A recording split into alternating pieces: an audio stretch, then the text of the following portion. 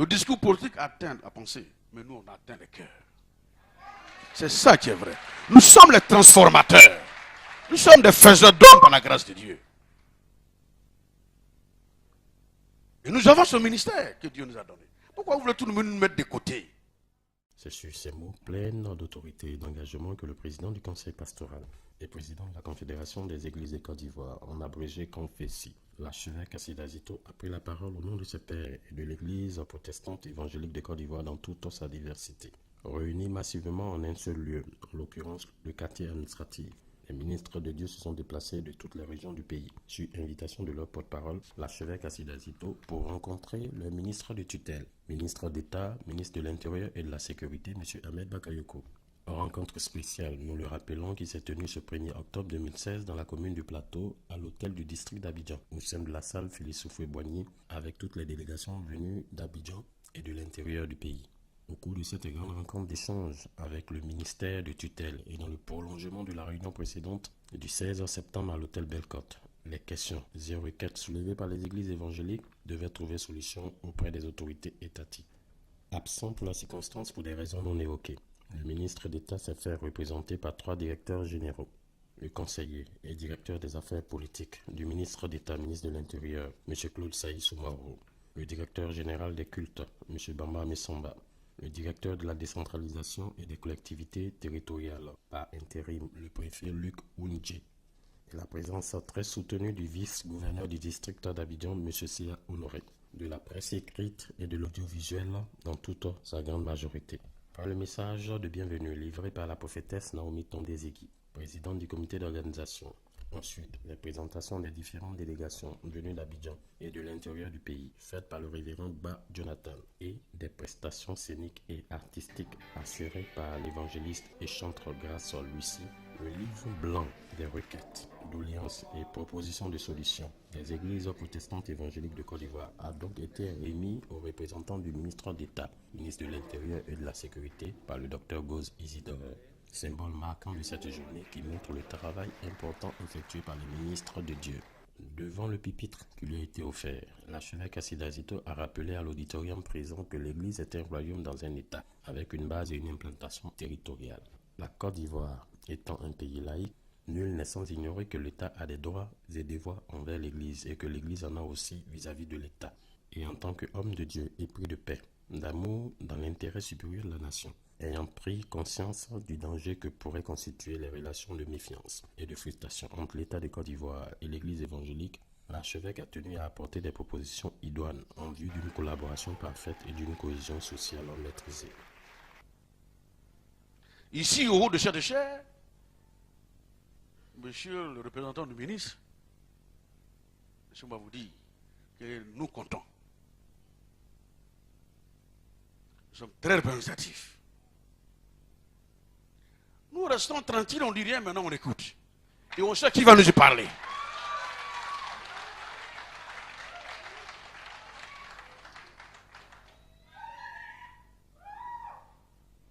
Nous existons. Quand ceux qui sont au siège au gouvernement et décident la nation, et que nous subissons et que nous appliquons par respect, et que par moment, je sais même qu'ils ne peuvent même pas remplir cette salle, parce qu'ils ont fait du bruit. Nous allons faire bientôt du bruit, pour dire que nous existons. Nous avons 7 millions avec nous, avec 17 000 pasteurs. Nous avons le réseau. Bientôt, nous allons aller voter la nouvelle constitution. Là aussi, on aurait voulu être quand même à l'intérieur. Parce qu'on ne sait même pas ce qui se passe dans votre affaire de constitution. À l'intérieur, où on nous demanderait de voter tantôt. Nous ne sommes pas présents. On dit quoi à nos fidèles? Le contenu, c'est quoi?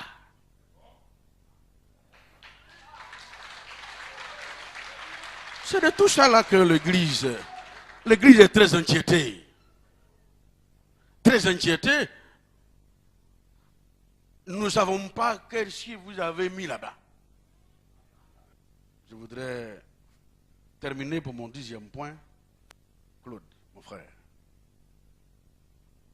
La facilitation d'un système d'exonération fiscale et droit de douane sur les achats, construction et équipement de biens de servir les églises évangéliques. Il y a beaucoup d'églises qui voyagent et tu dois recevoir des conteneurs pour les aider à construire des écoles, des dispensaires, des hôpitaux. Mais on fait des dons. Mais quand on regarde ici par le problème de dédouanement, Claude, nous sommes fatigués. On est fatigués.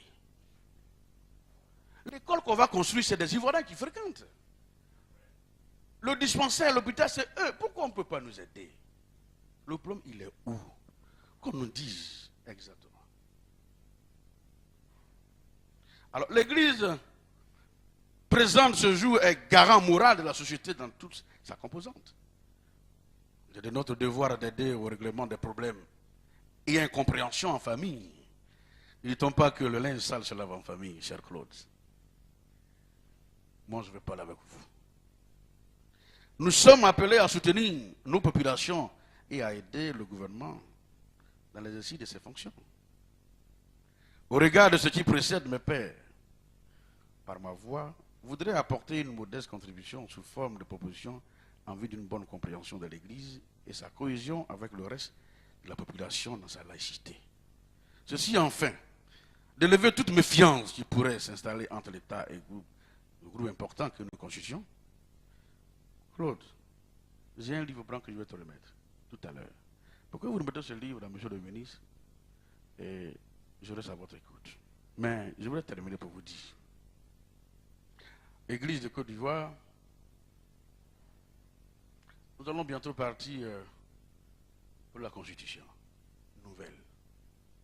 Je vous en appelle tous au vote, à la prière. Que Dieu guide nos pas, nous aide pour la paix pour notre nation.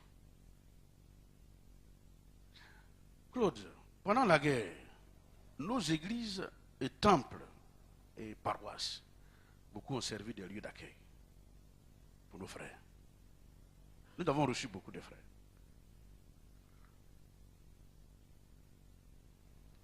Claude, parce que je crois que le ministre est en toi. C'est pourquoi je te parle. Celui qui t'a envoyé. Nous voulons aussi avoir, dans si peu de temps, si vous nous donnez que ce contenu de la nouvelle constitution pour qu'on soit imprégné. Voilà. L'église est là. L'église est là. Aucun homme politique ne peut pas me dire qu'il est capable de convaincre. Parce que nous parlons, le Saint-Esprit convainc les cœurs. Le discours politique atteint la pensée, mais nous on atteint les cœurs. C'est ça qui est vrai. Nous sommes les transformateurs. Nous sommes des faiseurs d'hommes par la grâce de Dieu. Et nous avons ce ministère que Dieu nous a donné. Pourquoi vous voulez tout nous mettre de côté? Quel est le problème? L'église, elle est capable d'accompagner l'État. Si vous nous faites un clin d'œil. Nous avons constaté, comme j'ai dit tout à l'heure, un pays est fermé sur nous. Nous souhaitons aussi une tranche horaire, monsieur le conseiller. Pourquoi on parle aussi pour que, regardez, on dit nouvelle constitution. Si nous on doit parler à nos bases, on va passer par où pour leur parler? Alors qu'il faut qu'on parle. Il faut qu'on sensibilise. Nous, on ne peut pas parler. Monsieur Claude, je voudrais vous aider à nous aider en tant que représentant du ministre, de traduire comme ambassadeur fidèlement ce que nous disions. Tout ce que tu as retenu. Si un leader fait un clin d'œil à l'Église en lui apportant un discours d'union nationale sans différence des religions, et que l'Église puisse bénéficier de certains avantages ou largesses que vous avez l'habitude de faire dans le secret. Claude, monsieur le directeur général de culte, monsieur le gouverneur, cher frère qui est à côté de moi, je voudrais que vous compreniez que cette rencontre est une rencontre conviviale, de fraternité, de concorde. Les Ivoiriens se parlent. Si les Ivoiriens avaient souvent de cette plateforme pour parler, on aurait évité beaucoup de choses. Qu'on se dise la vérité, dans l'amour. Claude, traduisons au ministre de l'Intérieur, ministre d'État, ministre de l'Intérieur, notre frère, Ahmed, chargé de la sécurité. Nous croyons à ces nombreuses charges et nous les félicitons de l'encouragement d'ailleurs. Mais, pour m'arrêter, je voudrais vous dire que nous sommes les gens. Psaume 24, verset 1 dit que à l'Éternel la terre et ce qu'elle renferme, le monde et ceux qui l'habitent. Vous ne pourriez rien faire sans Dieu. Sans Dieu. Sans Dieu. Je voudrais vous remercier. Remercier toute l'Église de Côte d'Ivoire. Remercier tous nos frères de gouverneurs qui sont venus de l'extérieur, très loin. Depuis 6 heures, nous voulons parler avec le ministre. Nous voulons voir notre ministre. C'est vrai que vous êtes là. Vous êtes très représentatif. Envoyer 2 directeurs centraux, généraux, je pense que c'est une considération de l'administration. Je crois que le ministre est là. On veut voir le ministre. C'est notre ministre. Quel est ce pays où les autorités ecclésiastiques veulent voir le ministre et on ne peut pas voir le ministre? Ça veut dire quoi? Il faut qu'on nous explique. Qu'est-ce qui ne va pas? On a fait quoi? Moi, c'est la seule fois sur la terre des hommes où les présidents des églises, des autorités spirituelles veulent rencontrer leur ministre et on ne peut pas le voir. Pour quelle raison? Il y a quoi de plus encore? J'ai dit, aidez-moi, Église. C'est nous, la Côte d'Ivoire. On ne peut pas voir notre ministre. Mais, homme frère, je vous soumets la question. Que ferons-nous? Que ferons-nous si on ne peut pas voir notre ministre? Accueillons-nous pour nos plaintes. Pour nos plaintes. Accueillons-nous.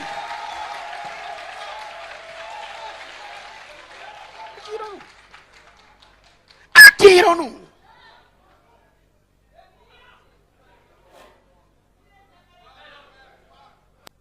Je demande à toute l'église ici présente, ça mon écoute. Si le menu peut pas nous voir, nous verrons le président.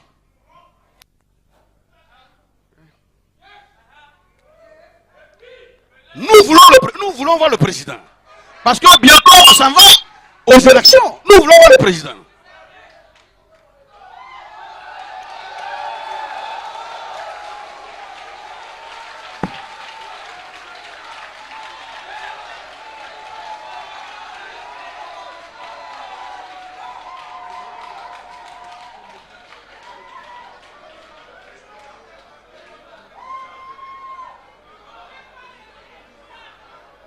Asseyez-vous, Église.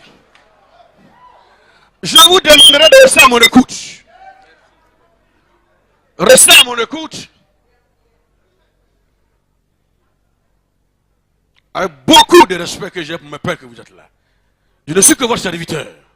Je veux que votre fils. Dieu a voulu que je sois devant vous. Peut-être ici pour parler ce matin. Mais souvent le chemin qu'on apprend pour voir à Ouattara, d'autres personnes peuvent avoir aussi le raccourci. Nous allons parler. Au fond de la guerre, je suis allé à Paris. J'ai été reçu par le président des églises protestantes évangéliques de France, qui m'a traduit à l'époque devant le président Sarkozy, où nous avons les images. Je suis venu à une délégation dans ce pays, où le président nous a reçus. Nous savons ce que nous avons fait. J'ai le résultat.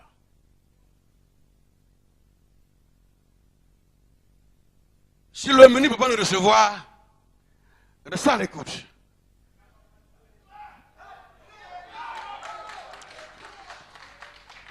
S'il y a d'autres personnes qui sont à la base, peut-être ils manigant cela aussi, Dieu va les révéler. Au point où nous sommes rendus, la Côte d'Ivoire est-elle s'engager sur son destin pour aller voter la Constitution, qui est le socle. Si vous ne voulez pas qu'on participe à cette élection, dites-nous. On va laisser prier. C'est ce qu'on sait faire. On va prier. Pourquoi?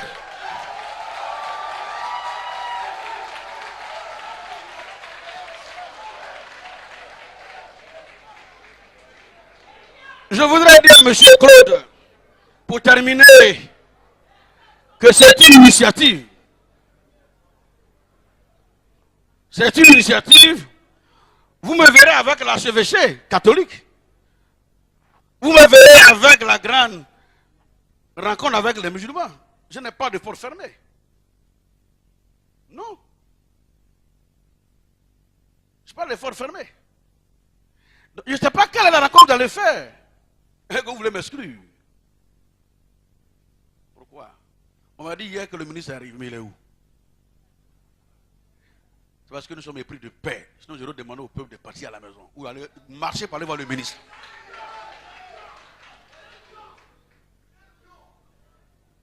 Claude, je voulais terminer pour dire que nous sommes là. L'église existe. Ici, ce matin, tu vas là.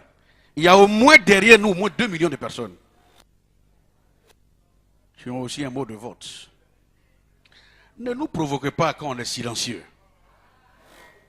On ne parle pas parce qu'on est chrétien. On ne parle pas parce qu'on aime la Côte d'Ivoire. On ne parle pas parce qu'on croit à la vision du président. On ne parle pas parce qu'on croit que notre frère Ahmed beaucoup du pays travaille. Mais si vous nous poussez à parler, on va parler. Le jour, frère, pasteur, s'il y a un autre groupe de pasteurs qu'on va le ministre de l'Intérieur, que vous attendez qu'il vienne, je vous appellerai. Nous allons régler le problème. S'il n'est pas venu pour nous, il ne viendra jamais pour nous raconter d'un autre groupe de ce pays.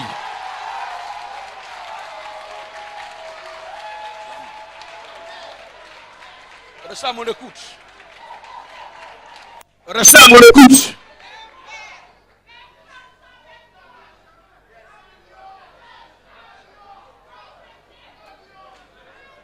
La salle où ils vont faire la rencontre, on va salir la salle. Le quartier où ils vont faire, je lancerai un appel national où se trouvent mes gouverneurs, tous les commissaires, les délégués dans toute la Côte d'Ivoire. Vous savez ce que vous savez. Dieu m'a fait grâce. J'ai les moyens de vous faire venir. On va se retrouver bientôt. Je vous remercie.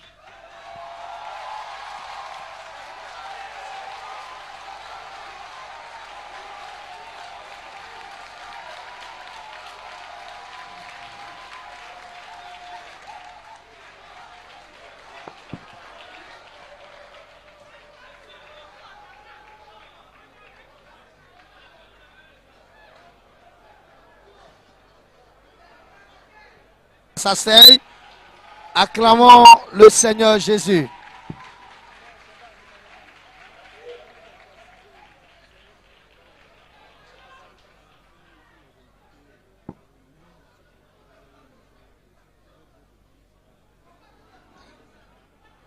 40 minutes auront donc suffi au président du conseil pastoral de livrer son message et de se faire entendre par les autorités. Acclamé et soutenu par ses pairs par ce message porteur de vie et d'encouragement, le président a laissé sa place à l'autorité étatique, représentant du ministre d'État, M. Claude Sailly, de livrer à son tour son message. Ce jour qui paraît simple est un jour béni. Et je souhaiterais que vous le reteniez comme tel. Ce jour qui paraît banal est un jour béni. Et je souhaiterais rendre gloire à Dieu. C'est pourquoi j'ai dit Alléluia. Merci.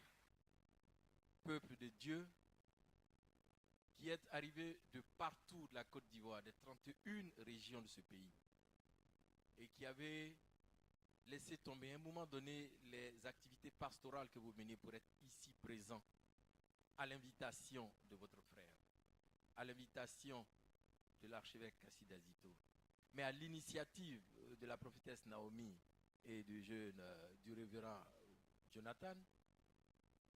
Comprenez que nous sommes dans le prolongement de ce que nous avions déjà commencé à l'hôtel Belle-Côte.